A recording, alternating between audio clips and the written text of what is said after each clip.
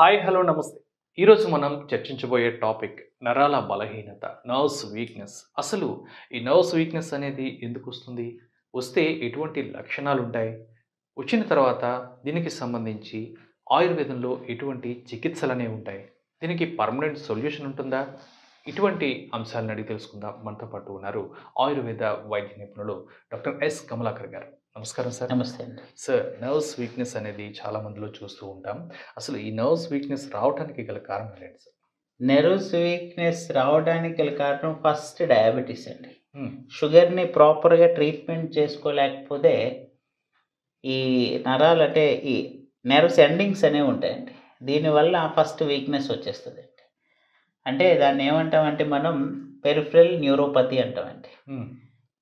బాగా తిమ్మిర్లొచ్చేయడం, పని చేయలేకపోవడం, నీరసంగా అయిపోవడం ఇవి జరుగుతదండి. హ్మ్. సెకండ్‌ది ఇవన్నీ గూడా ఆయుర్వేద శాస్త్రంలో వాత రోగముల కింద చెప్తాడండి. ఈ ఏదైతే ఈ నెర్వ్ సిస్టమ్ రిలేటెడ్‌గా వచ్చే రోగాలన్నిటిని. హ్మ్. మనం ఇప్పుడు జనరేషన్‌లో చూసుకునేవి కంపవాతము అనేది ఒకటొస్తదండి. పార్కిన్సోనిజం డిసీజ్ అండి. దీంట్లో ఏమవుద్దంటే చేతులు వణుకుతూ ఉంటాయి, తల వణుకుతూ ఉంటదండి. సెకండ్ చూసేది కేసండి పెరాలసిస్ అండి. ఈ పెరాలసిస్ కేసుల్లో గూడా నరాల బలహీనత అనేది చాలా ఎక్కువగా ఉంటదండి. హ్మ్. థర్డ్ చూసేది సెక్సువల్ వీక్‌నెస్ అండి. దీంట్లో గూడా నరాల బలహీనత అనేది ఉంటదండి. ఇట్లా చెప్పుకుంటూ పోతే చాలా రోగాలుంటాయండి. సర్వైకల్ మైలోపతి ఉంటదండి. హ్మ్. దీంట్లో గూడా నరాల వీక్‌నెస్ వచ్చి కాళ్ళు చచ్చుబడిపోతాయండి. హ్మ్. ఇట్లానే డెక్కన్ మస్కులర్ డిస్ట్రోఫీ ఉంటదండి. ఇవి గూడా నరాలకు సంబంధించిన వ్యాధిగానే తీసుకుంటామండి. అంటే ఈ నరాలకు సంబంధించిన వ్యాధి ఏది తీసుకున్నా బాడీలో వచ్చే సింప్టమ్స్ ఏంటి అంటే నడవలేకపోవడం, చేతులు వణుకుతూ ఉండడం, చేతులతో ఎక్కువ పని చేయలేకపోవడం, హ్మ్. బలహీనంగా ఉండడం, హ్మ్. ఏదో కోల్పోయాను అన్నట్లుగా ఉండడం, తల ఊపుతూ ఉండడం.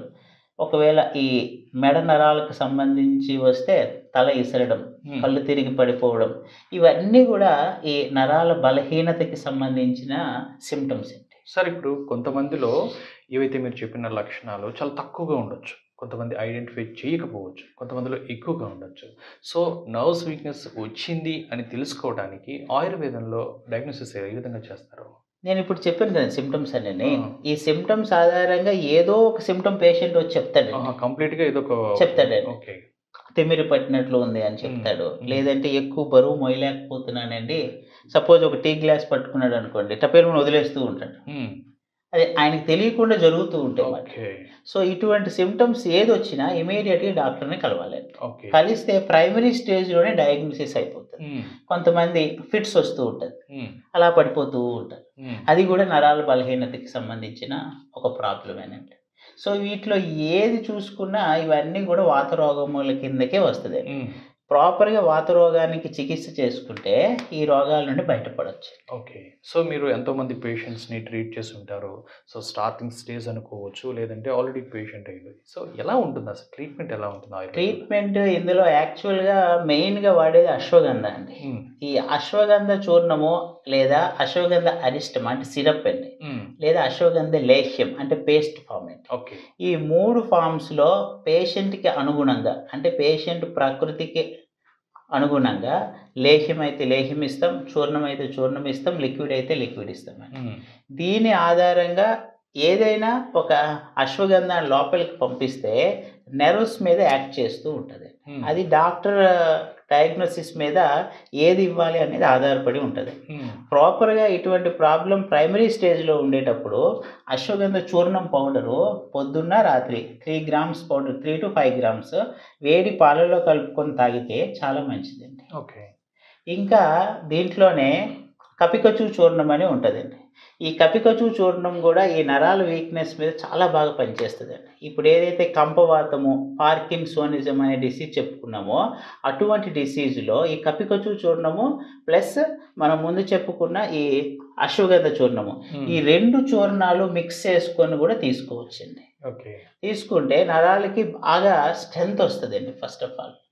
ఇంకా బ్రెయిన్ రిలేటెడ్ ఏవైనా నెర్వ్ ఇష్యూస్ ఏమైనా ఉంటే దానికి మాత్రం డాక్టర్ సమక్షంలో ట్రీట్మెంట్ చేసుకోవాలి. ఓకే. సో ఇప్పుడు నరాల బలహీనత ఎవరైతే వ్యాధిగ్రస్తులు ఉన్నారో వారికి ట్రీట్మెంట్ వన్స్ స్టార్ట్ చేసిన తర్వాత ఎన్నాళ్ళ పాటు ఉంటుంది? ఆ పర్టిక్యులర్ టైంలో వాళ్ళేమన్నా డైట్ ప్లాన్ అనేది మెయింటైన్ చేయాలంటారా? వీళ్ళు ప్రొలాంగ్‌గా వాడుకోవాలండి వీళ్ళు. హ్మ్. అంటే ఇన్ని నెలల్లో తగ్గుతది, ఇన్ని సంవత్సరాల్లో తగ్గుతది అని చెప్పలేమండి. హ్మ్. దీనికి మెయిన్‌లీ పంచకర్మ ట్రీట్మెంట్స్ అనేవి ఉంటాయండి. ఓకే. నవర ట్రీట్మెంట్ అని ఉంటదండి. ఆల్రెడీ ముందు ఒక వీడియో చేసామండి మనం. హ్మ్. నవర ట్రీట్మెంట్ చేసుకుంటే ఈ నరాల బలహీనతని చాలా వరకు తగ్గించొచ్చండి. ఈ నవర ట్రీట్మెంట్ మెయిన్ ట్రీట్మెంట్ అండి. ఇంకొకటి కాయధార అని ఉంటదండి. అంటే హ్మ్. కాయశకం అంటారండి అది. హ్మ్. అంటే ఆయిల్‌ని బాడీ పైన పోస్తూ ఉంటాడండి ఒక 1 అవర్ పాటుగా. హ్మ్. దానివల్ల కూడా ఈ నెర్వ్ స్టిమ్యులేషన్ అనేది ఉంటదండి. ఈ హ్మ్. 2 ట్రీట్మెంట్‌లు అయితే చాలా వరకు ఉపకరిస్తాయండి. హ్మ్. ఈ నెర్వ్ స్ట్రెంగ్త్‌కి చాలా వరకు యూజ్ అవుతాయండి. హ్మ్.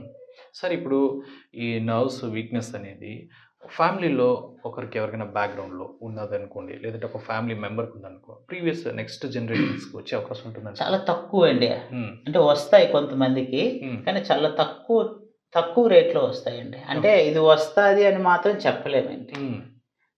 మోస్ట్‌లీ వస్తే ఈ పార్కిన్సనిజం డిసీజ్ అనేది కొంతవరకు వస్తూ ఉంటదండి. ఈ కంపవాతం, చేతులు వణకడము ఇవన్నీ గూడా వస్తూ ఉంటాయండి. సరే ఇప్పుడు కొన్ని రకాల డిసీజెస్‌కైతే ఫుడ్ కూడా కొంత ప్రభావం చూపిస్తుంది. అదేంటంటే కొంత ఫుడ్ తీసుకుంటే దానివల్ల ఎఫెక్ట్ ఎక్కువ ఉంటుంది. లేదు కొన్ని రకాల ఫుడ్ తీసుకుంటే బాగా హెల్ప్ అవుతుంది. సో, నర్వ్స్ వీక్‌నెస్‌కొచ్చేసరికి ఎటువంటి ఫుడ్ హెల్ప్ చేస్తుందంటారు? ఎటువంటి ఫుడ్ దీన్ని డ్యామేజ్ మీకు చేస్తుందంటారు? ఫస్ట్ నుండి చెప్తూనే ఉన్నా ఇది వాత రోగము అని చెప్తున్నా హ్మ్. కదండీ. హ్మ్. హ్మ్. వాతాన్ని అగ్రవేట్ చేసే పదార్థాలు ఏమీ తీసుకోకూడదండి. అంటే ఏంటి అంటే సార్? వాతాన్ని అగ్రవేట్ చేసే పదార్థాలు ఫ్రై ఐటెమ్స్, ఓకే. తర్వాత ఎక్కువగా ఎక్సర్సైజ్ చేయడము, హ్మ్. ఇవన్నీ గూడా వాత అగ్రవేటింగ్. అంటే రాత్రి పడుకోకుండా ఉండడము, ఇవన్నీ గూడా వాతాన్ని అగ్రవేట్ చేస్తూ ఉంటాయి బాడీలో. అంటే హ్మ్. ఫ్రై ఐటెమ్స్ అంటే డీప్ ఫ్రై ఐటెమ్స్, రీకుక్డ్ ఐటెమ్స్ ఇవేమి తీసుకోకూడదండి. ఓకే. తీసుకోవాల్సిన పదార్థాలు ఏంటి అంటే బాడీకి కొద్దిగా ఎనర్జీనిచ్చే పదార్థాలు తీసుకోవాలి. హ్మ్. బాయిల్డ్ వెజిటబుల్స్ బాగా తీసుకోవాలి. ఫ్రూట్స్ బాగా తినాలండి వీళ్ళు. హ్మ్. ఇంకొకటి ఈ ప్రోటీన్ ఫుడ్ ఉంటది కదండీ! ఈ ప్రోటీన్ ఫుడ్ అనేది ఎక్కువగా తీసుకోవాలి. హ్మ్. మెయిన్‌లీ ఈ సోయా ఉంటది. అంటే మీల్ మేకర్ అంటారు చూడండి. అవును. అవి లేకుంటే క్యాప్సికము వీటిలో అన్నిట్లో గూడా ప్రోటీన్ అనేది చాలా ఎక్కువగా ఉంటది. ఓకే. ఇటువంటి ఫుడ్ బాగా తీసుకోవాలి. డ్రై ఫ్రూట్స్ బాగా తీసుకోవాలండి. హ్మ్. డ్రై ఫ్రూట్స్‌లో ఖర్జూరం ఒకటి, ఆల్మండ్ ఒకటి, పిస్తా ఒకటి, వాల్‌నట్ ఒకటి ఇవన్నీ బాగా తీసుకుంటే నెర్వ్ సిస్టమ్ స్ట్రెంథెనింగ్ అవుతదండి. ఓకే. ఫ్రూట్స్ బాగా తీసుకుంటే ఇంకా స్ట్రెంత్ అవుతదండి బాడీ అనేది. హ్మ్. మిల్క్ డైలీ ఒక గ్లాస్ మిల్క్ తాగడం. ఎగ్ వైట్ తింటూ ఉండడం. పూర్తి ఎగ్ తిన్నా పర్లేదండి. ఈ నెర్వ్ వీక్‌నెస్ ఉండేవాళ్ళు. హుహు. తీసుకుంటే చాలా వరకు ఈ నెర్వ్ స్ట్రెంత్ అనేది ఎక్కువగా అవుతూ ఉంటదండి. ఓకే. సో, ఇప్పుడు నర్వ్స్ వీక్‌నెస్‌కి సంబంధించి స్టార్టింగ్ స్టేజ్‌లో ఉంటే, సో, మనం కొన్ని ప్రికాషన్స్ తీసుకుంటే ఈజీగా దాని నుంచి బయటపడవచ్చు అని అంటారు. ప్రైమరీ స్టేజ్‌లోనే డాక్టర్‌ని సంప్రదించాలి. హ్మ్. చిన్న సింప్టమ్ వచ్చేసరికి డాక్టర్‌ని సంప్రదిస్తే కంపల్సరీగా తొందరగా రిలీఫ్ వచ్చేస్తది. ఓకే. లేదా మనం చెప్పిన అశ్వగంధ చూర్ణమైనా హ్మ్. డాక్టర్ దగ్గరికి హ్మ్. వెళ్ళలేను అనుకుంటే ఒక అశ్వగంధ చూర్ణం వెళ్ళేసి 3-5 గ్రామ్స్ రాత్రి పడుకునే ముందైనా ఒక స్పూను వేడి పాలలో కలుపుకొని తాగేస్తే చాలా వరకు రిలీఫ్ వచ్చేస్తది. ఓకే. ఇంకోటి బాడీ మసాజ్ ఒకటుంటదండి ఆ! దీంట్లో. బల అశ్వగంధ తైలము అనేది ఉంటదండి. ఇటువంటి ఎక్కువ కేసుల్లో నెర్వస్ వీక్‌నెస్ కేసుల్లో ఈ బల అశ్వగంధ తైలము డైలీ బాడీ మసాజ్ చేసుకుంటే హ్మ్. చాలా వరకు రిలీఫ్ వస్తదండి. ఓకే. సో, చాలా చక్కని ఇన్ఫర్మేషన్ సార్. అంటే మొత్తం దాని మీద ఉన్న డౌట్స్ కానివ్వండి, దానికి సంబంధించిన ట్రీట్మెంట్స్ కానివ్వండి, ఏముంటాయి, ఎలా చేసుకోవాలి అనేది చాలా చక్కగా వివరించారు sir. Thank you. Thank you.